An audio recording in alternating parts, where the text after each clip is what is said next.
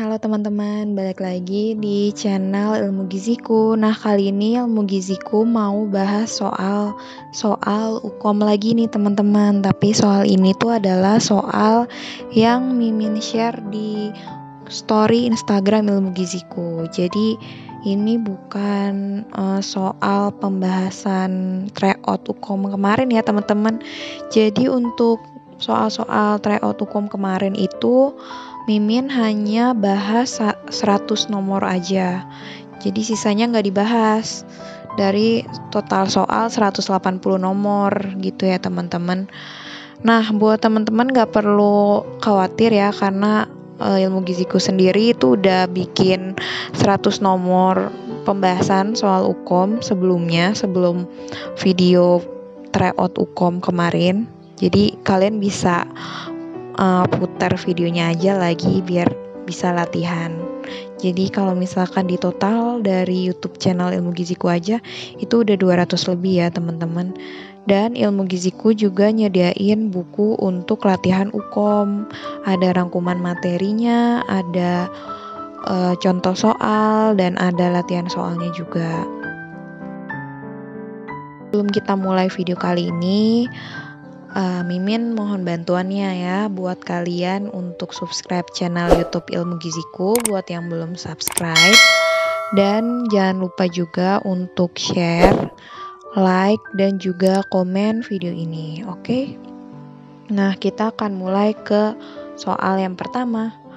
Untuk soal yang pertama adalah di suatu daerah X terdapat kasus kejadian gondok. Setelah diperiksa, kelenjar gondok tidak terlihat saat inspeksi, baik datar maupun ketika penderita menghadap maksimal. Dan saat palpasi, kelenjar gondok teraba lebih besar dari ruas terakhir ibu jari penderita. Berdasarkan pemeriksaan tersebut termasuk klasifikasi pembesaran kelenjar gondok grade. Nah, untuk pilihan jawabannya itu ada grade 0, grade 1A, grade 1B, dan grade 2. Di sini kalian bisa pause dulu ya video ini dan kalian jawab.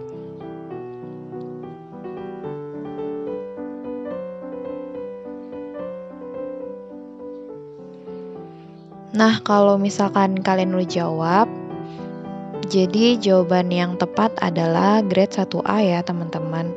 Untuk pembahasannya di sini adalah klasifikasi pembesaran kelenjar gondok itu terbagi menjadi 5 ya, teman-teman. Yang pertama grade 0 itu normal.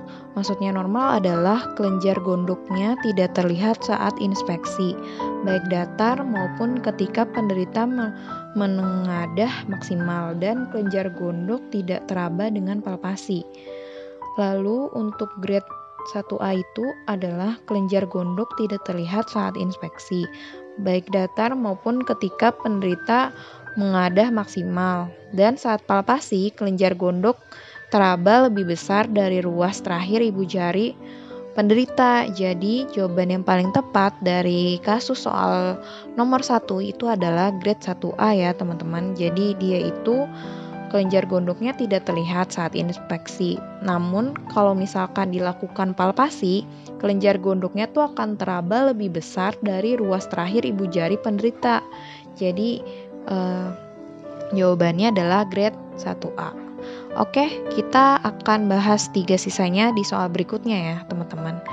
Nah, ini adalah soal nomor 2. Di suatu daerah Y terdapat kasus kejadian gondok. Salah satu penduduk di desa tersebut terlihat kelenjar gondok yang cukup jelas, bahkan dari jarak 6 meter lebih sekalipun. Berdasarkan hal tersebut, termasuk klasifikasi pembesaran kelenjar gondok grade berapakah salah satu penduduk tersebut? Nah, untuk pilihan jawabannya di sini ada grade 4, ada grade 3, ada grade 1A dan yang terakhir yaitu grade 2. Nah, di sini kalian bisa pause dulu video ini untuk jawab pertanyaannya.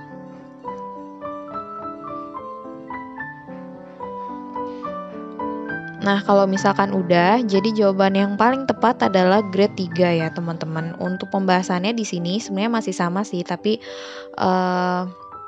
Mimin akan bahas yang dari lanjutan grade 1B ya teman-teman.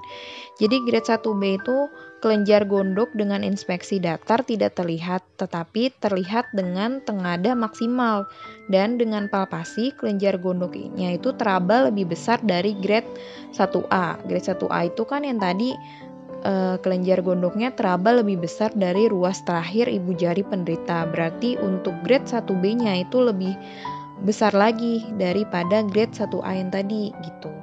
Lalu untuk grade 2 itu kelenjar gondok terlihat dengan inspeksi dalam posisi datar dan dengan palpasi teraba lebih besar dari grade 1B. Jadi sebenarnya ini kalau misalkan kita mau lihat ya, perbedaan yang signifikan dari grade 1B dan grade 2 itu adalah kelenjar gondoknya terlihat dengan inspeksi dalam posisi datar. Datar juga terlihat. Kalau misalkan grade 1B kan tadi datar nggak terlihat tapi tengadah maksimal itu kelihatan, dan dengan palpasi itu pasti kelihatan lah ya karena diraba.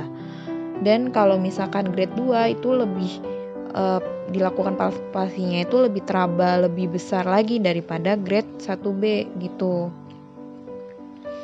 kalau grade 2. Nah untuk grade 3 itu kelenjar gondoknya cukup besar, dapat terlihat pada jarak 6 meter atau lebih. Jadi dia nggak usah dilakukan palpasi pun, dilihat dari jarak jauh, jarak 6 meter atau lebih itu udah kelihatan cukup besar gondoknya, kelenjar gondoknya. Jadi itu yang disebut dengan grade 3. Oke, gitu ya teman-teman klasifikasi pembesaran kelenjar gondok.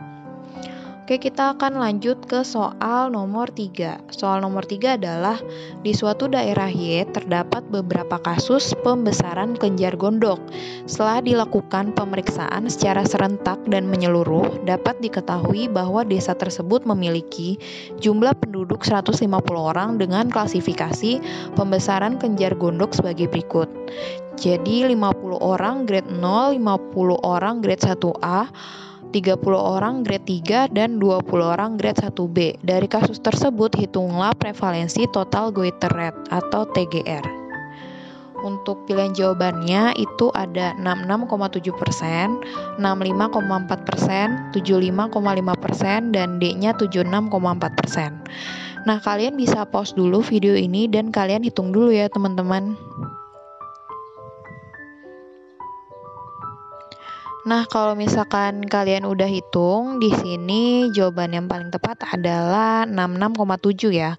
Untuk pembahasannya di sini TGR itu rumusnya adalah grade 1A ditambah 1B ditambah 2 ditambah 3 dibagi banyaknya yang diperiksa dikali 100%. Kalau dari kasus tersebut kita tahu kalau grade 1A itu sebanyak 50 orang ya. Di sini udah ada keterangannya 50 orang, dan untuk 1B-nya itu adalah 20 orang, dan untuk grade 3-nya karena grade 2-nya nggak ada nih, adanya grade 3-nya aja 30 orang. Jadi untuk perhitungannya adalah 50 tambah 20 tambah 30 dibagi 150 orang karena jumlah penduduknya itu totalnya ada 150 baru dikali 100%. Jadi jawabannya adalah 66,7%. Gitu ya teman-teman. Jadi sebenarnya perhitungannya itu lumayan gampang kalau misalkan kita tahu cara ngitungnya kayak gimana. Kalau di sini kan ngitungnya cuma ditambah doang baru dikali 100%. Bisa lah kalau misalkan Ukom. Soalnya kayak gini. Oke, kita lanjut ya soal nomor 4. Di suatu daerah Y terdapat beberapa kasus pembesaran kelenjar gondok. Setelah dilakukan pemeriksaan secara serentak dan menyeluruh, dapat diketahui bahwa desa tersebut memiliki jumlah penduduk 150 orang dengan klasifikasi pembesaran kelenjar gondok sebagai berikut. 50 orang grade 0, 50 orang grade 1A, 30 orang grade 3, dan 20 orang grade 1B.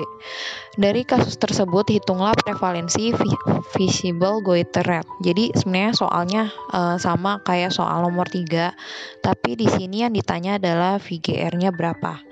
Untuk pilihan jawabannya di sini adalah A 38,2%, B 32,5%, C 37,5%, dan D 33,4%.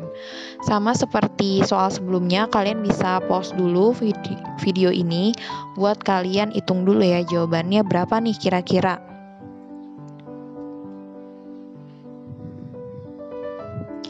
Nah, jadi untuk jawaban yang paling tepat itu adalah 33,4%. Untuk pembahasannya, tadi kan TGR ya, kalau sekarang VGR, tapi mohon maaf nih kalau Mimin belum ganti, seharusnya VGR ya ini ya. Jadi VGR-nya itu rumusnya adalah grade 1B ditambah 2 ditambah 3. Jadi masuknya itu grade 1B ditambah grade 2 ditambah grade 3 gitu ya teman-teman. Dibagi banyaknya yang diperiksa dikali 100%. Nah, di sini grade 1B-nya dapat diketahui kalau ada 20 orang. Dan untuk grade 3-nya itu 30 orang dan grade 2-nya ini nggak ada ya. Untuk desa ini nggak ada. Baru jadi ditambahin 20 tambah 30 per 150 karena totalnya ada 150 dikali 100%. Jadi jawabannya adalah 33,4%. Oke, kita akan lanjut ya. Kita akan lanjut untuk soal kelima. Jadi soal kelima itu di suatu daerah X terdapat beberapa kasus pembesaran kelenjar gondok. Setelah dilakukan pemeriksaan secara serentak dan menyeluruh, dapat diketahui bahwa desa tersebut mempunyai prevalensi nilai TGR sebesar 25,5%. Termasuk kategori apakah kasus endemik pada desa tersebut? Nah, untuk pilihan jawabannya itu ada normal, ringan, sedang, atau berat. Di sini kalian bisa pause lagi ya video ini buat cari jawabannya dulu. Kira-kira yang mana nih menurut kalian gitu.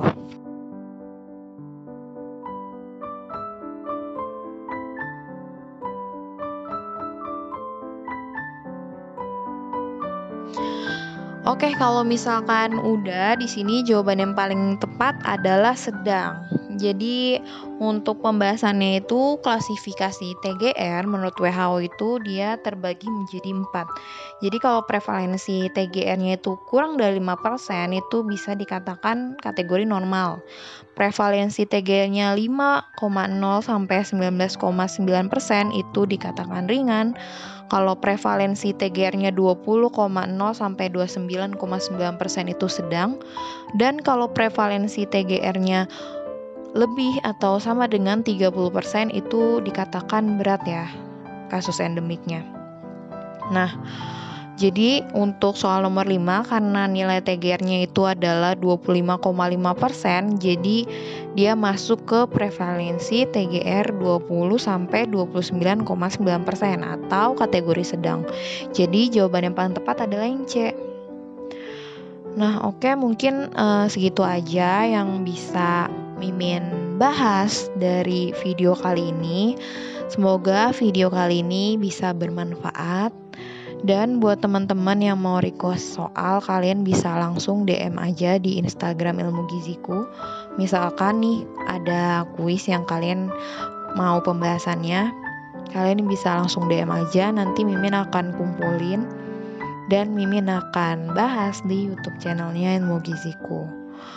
Oke, buat teman-teman semua tetap belajar, tetap latihan, tetap jaga kesehatan juga karena kita ahli gizi. Jadi jangan lupa terapin pola makan gizi seimbang. Oke, karena kesehatan itu dimulai dari gizi. Bye-bye.